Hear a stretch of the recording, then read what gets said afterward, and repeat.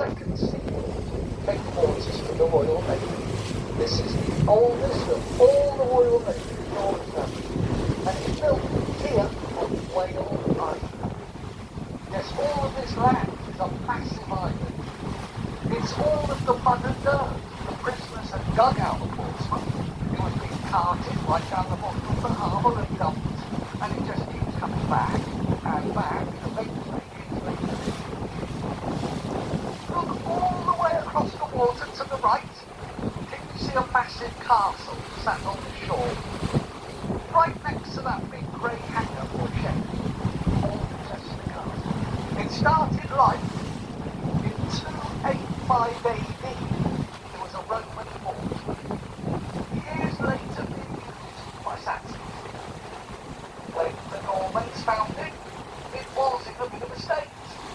They repaired it, add on to it, build the buildings within it, it becomes Alcester Castle.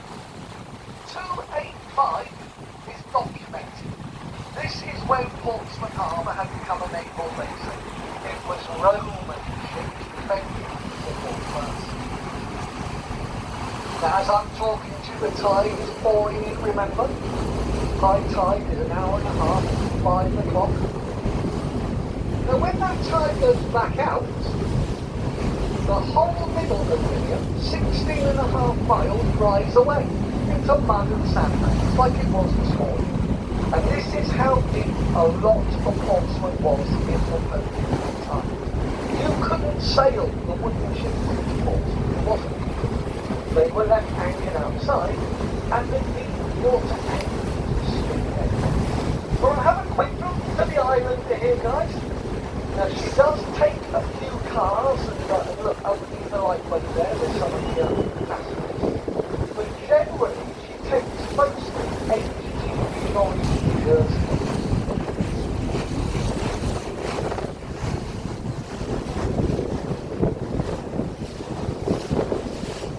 Look over to the right of us, there goes the formal frigates over there. Fast type 23, so they were submarine countries. They started building up in the 80s up to the 90s for anti-submarine.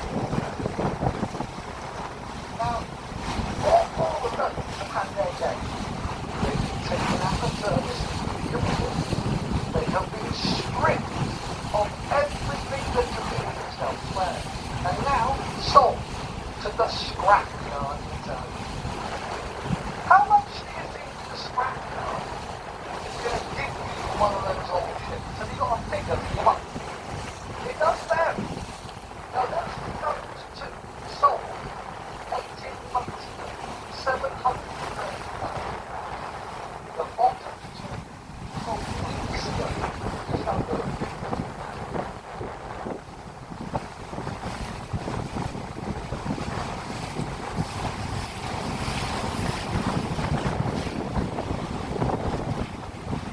And the set of grey cranes were just passing to the right of us. You see Umbar Harbour and Mission Facility, or UCAM.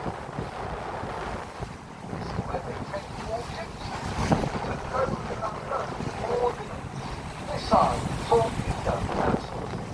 On an operation, it's the same thing where it's appeared and it's important. Keep looking at that right-hand side as I make my way further across the channel, right in front of you. Covered in thick green vegetation is Burrow Island. If you ask the local people, this is random. And for a time, this is where they dumped the bodies of prisoners who died digging at the harbour, up on top, until it was totally overrun with black rats eating the corpses. The local people were terrified. They feared the return of the body.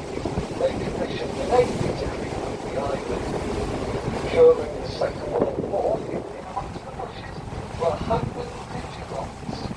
These pigeons brought messages back over the channel from France, working for Hessen. Never a change was over the port side of the possibly yellow crate. Launched in 1765 at Chatham, back in the day, conditions, are they?